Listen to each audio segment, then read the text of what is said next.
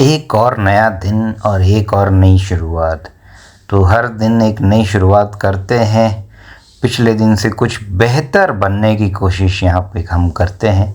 तो दोस्तों, आज हमारा जो योगा का सेशन है पूरी तरीके से हमारे पेल्विक एरिया को डेडिकेटेड है और हमारा जो बैक एरिया है उसको डेडिकेटेड है। खासकर जो लोअर बैक का एरिया है उसको हमने डेडिकेट किया हुआ है, क्योंकि कुछ दिनों से मुझे मेरे लोअर बैक एरिया में और ख़ासकर पेल्विक का जो एरिया है वहाँ पे मुझे बड़ी दिक्कत हो रही थी। मतलब वहाँ पे मुझे पेन बहुत हो रहा था।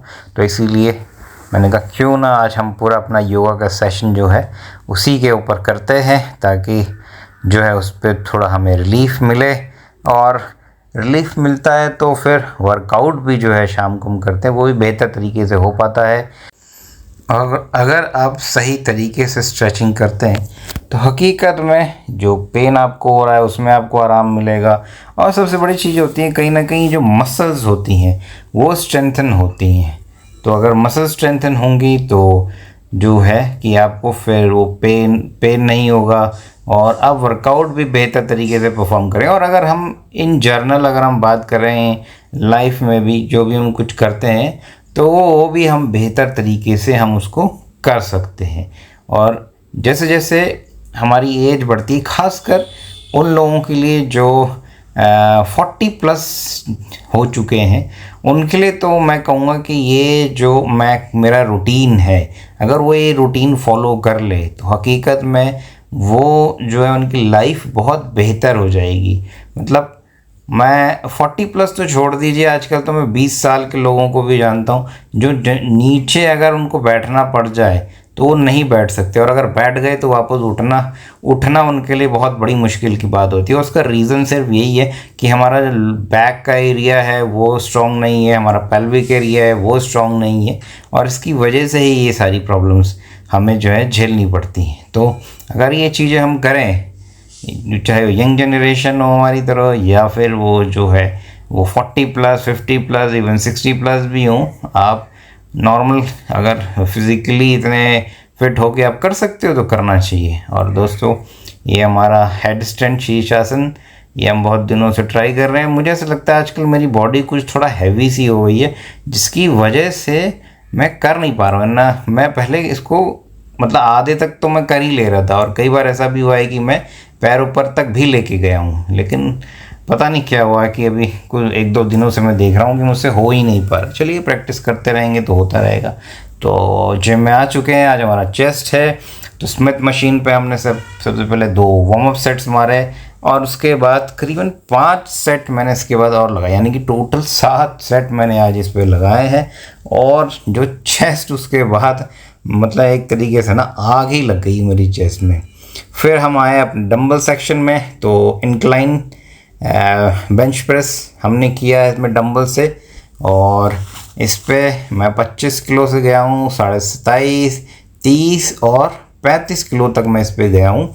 लेकिन वज़न तो मुझसे बहुत बढ़िया उठा है, लेकिन आज सबसे बड़ा जो स्ट्रगल मेरा रहा है वो रहा है वेट को ऊपर लिफ्ट करके ले जाना। जहाँ से हम वर्कआउट अपना शुरू करते हैं वहाँ पे मुझे कहीं ना कहीं प्रॉब्लम आई। खासकर 30-35 किलो का वज़न उठाने में मेरे को इशू आया। जैसे अगर आप ये क्लिप अगर आप देखेंगे तो इस पे मतलब मेरे से उठ ही नहीं रहा था, मेरा जो लेफ़्ट हैंड है वो तो उठ ही नहीं रहा था। फिर मुझे थोड़ा सपोर्ट लेना पड़ा, और फिर वज़न अगर आप देखेंगे तो उठाने में कोई मुझे दिक्कत हुई नहीं है। देखिए आसानी से और बहुत इजीली मैंने परफॉर्म किया है। अच्छे से मैंने पूरा लोड लिया है पूरी चेस्ट के अंदर, बस वो वज़न उठ नहीं पा रहा था मुझसे, वो एक प्रॉब्लम हो रही थी। और यही वेट उसके बाद जब मैंने फ्लैट बेंच पे मारा तो बहुत आसानी से मैंने मार लिया, और इंक्लाइन में बड़ी दिक्कत हो रही थी मुझे। जबकि पिछली बार जब मैंने डंबल मारा था सैटरडे को ही मारा था मुझे, तो वहाँ पे मेरे को कोई इशू हो ही नहीं रहा था। मतलब उस दिन तो बहुत ही मज़ा आया था मुझे। और क्योंकि मैं क्या है कि ना मैं किसी का सपोर्ट वगैरह लेना चाहता हूँ नहीं, क्योंकि मैं अकेली एक्सरसाइज करता हूँ, तो इसलिए मेरा ये रहता है कि जितना भी होगा हम खुद से ही वज़न उठाएंगे। और ये एक डिसएडवांटेज भी है कि इसमें क्या होता है कि फिर आप लोड को बढ़ा नहीं पाते हो।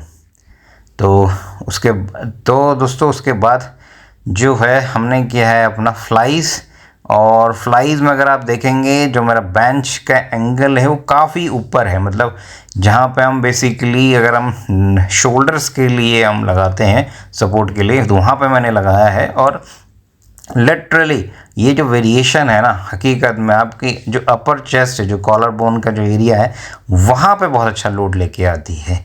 तो ये वेरिएशन है, अब किसी को करने चाहिए, तभी वो एक ओवरऑल जो है ग्रोथ हम ला सकते हैं, कोई भी मसल पार्ट की बात हो। तो उसके बाद हमारा है ट्राइसेप्स।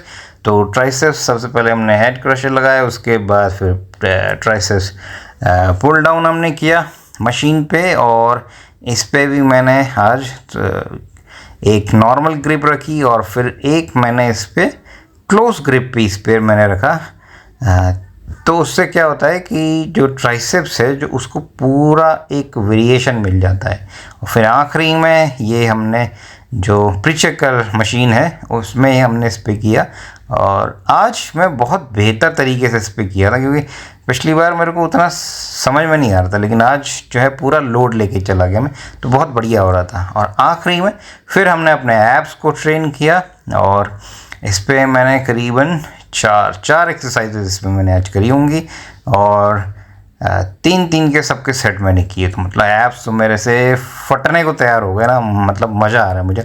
और ये रेगुलर मेरे को करना है, ये 30 दिन का जो चैलेंज है वो रेगुलर बेसिस पे मुझे करना है, तो तभी कहानी समझ में आएगी। और हकीकत बात यह है कि वो अभी से ही मुझे वो शेप जो है अपने स्टमक एरिया पे दिखना शुरू हो गया है, यानी कि वो रिज़ल्ट बहुत जल्दी मुझे फ़ील हो रहा है वो। और ये चीज़ें बहुत मोटिवेट करती हैं, और ये शायद इसलिए भी हो पा रहा है क्योंकि हम जब वर्कआउट करते हैं तो हमारा एब्डोमिनल का एरिया कहीं ना कहीं उस पर लोड तो आता ही है, और जब हम उसको भी हम ट्रेन करना शुरू कर देंगे तो फिर वो चीज़ जल्दी निकल के आ सकती है।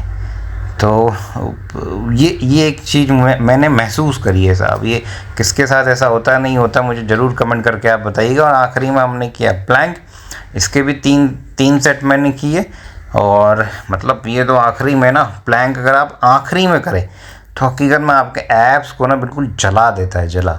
और यही फील हमें चाहिए होता है। तो दोस्तों आज के लिए इतना ही। अब आपसे मिलते हैं कल एक और नई वीडियो के साथ। तब तक खुश रहिए, मस्त रहिए, जैसे चाहिए वैसे रहिए। वीडियो को लाइक शेयर सब्सक्राइब करना ना भूलें। Bye bye.